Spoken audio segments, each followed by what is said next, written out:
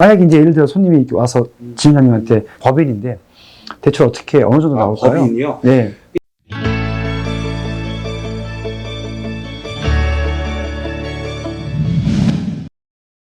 이격도가 뭐 예전에는 한 90% 정도면은 90% 이제 뭐 어느 정도 네. 괜찮다 이제 네. 그렇게 얘기를 했었는데 거기에 대출은 한 70%까지 요즘 나오는 겁니까? 그렇죠. 대략? 예. 네. 예, 탁감은 두 가지가 있습니다. 네. 그냥 임의로 한번 해보는 탁감이 있고요. 그때는 그냥 고객명만 넣어요. 그다음 이제 안 넣어도 되고요. 그런데 이제 실제적으로 이제 대출이 일어나려고 그러면은 정식 탁감이라는 걸 해야 돼요. 네, 그렇죠. 그다음에 정식 탁감은 이제 저와 이제 매칭이 돼서 얼마나는 그런 게 될 때는 이제 정보를 넣죠.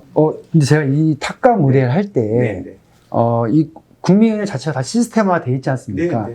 예를 들어서 충정로에 있는 국민은행에다가 탁감 의뢰를 했어요. 그럼 저희가 국민은행 뭐 여러 지점에다가 탁감을 다 이렇게 의뢰해 봐도 될 수 있는 겁니까? 그렇게 해도 관계는 없는데요. 네.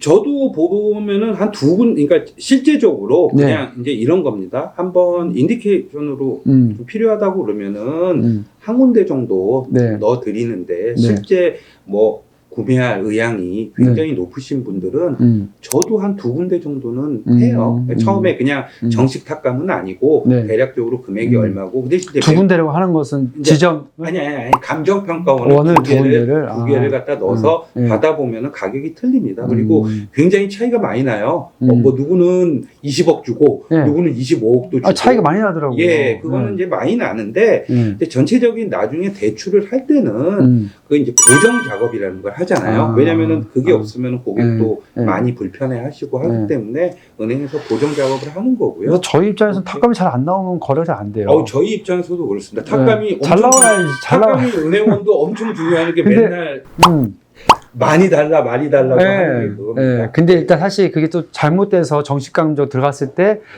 아까 탁감에서는 뭐 예를 들어서 30억짜리 매가인데 25억 나왔는데 정신감정 해보니까 20억밖에 안 나와. 이제 이러면 곤란할 수 있으니까. 안 하고. 그러니까 이 친구들이 처음에 그냥 정식 감정이 아닐 때는 더 보수적으로 줘요. 그러니까요. 어떤 의미인지 아시겠죠? 그냥 딱 이렇게 가격을 주는데 굉장히 보수적으로 다 떼고 주고 실제적으로 대출을 해야 되고 야 이거 안 하면 못 하고 그리고 이제 저희도 이제 좀 이간책을 씁니다. 이간책?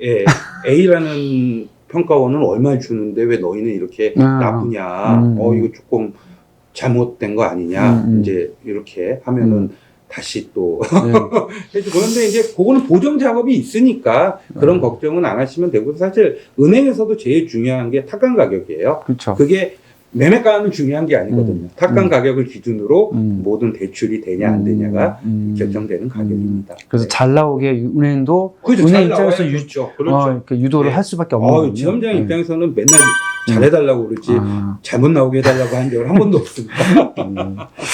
알겠습니다. 네.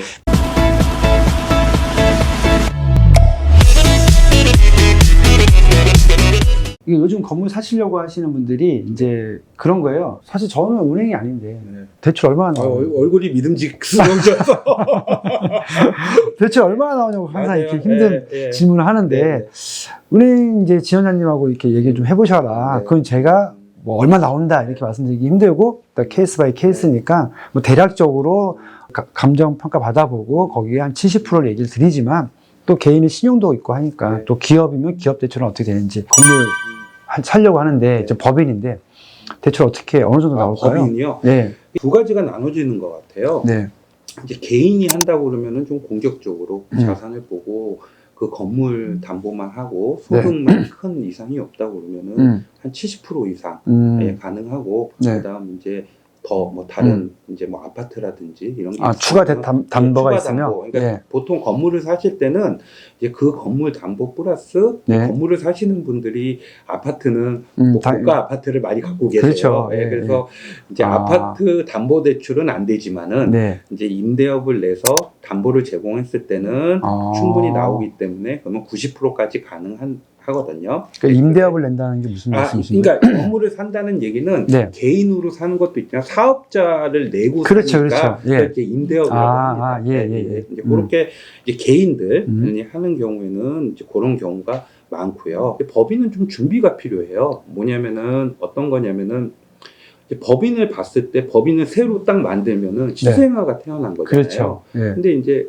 은행도 뭐 뒤에 있는 분이 뭐 우리 대표님이 괜찮으시지만 그 법인 이름으로 한다는 얘기는 나하고 얘하고 약간 그쵸. 간격을 두겠다기 때문에 그 법인만 평가했을 때는 등급이 잘 안 나오죠. 그러면 등급이 잘 안 나온다는 얘기는 뭐냐면은 이자율이나 한도나 이런 게 제한을 많이 받기 때문에 이제 준비를 조금 한다는 게 법인의 기본 단위는 한 3년 정도를 있어야 정상적인. 은행에서 볼 때? 은행에서 봤을 때. 왜냐하면 3번 정도 평가사에서도 이제 그게 일반적이고요. 대출을 해줬을 때 이제 가장 중요한 거는 상환 능력을 많이 볼 거 아니에요. 그렇죠. 아니, 은행 입장에서 대출 뭐 얼마 나갔는데 이자를 못 낼 것 같아요. 업종은 좋은데 장사는 안 될 것 같아요. 그러면 사실 굉장히 불안하거든요. 그렇죠.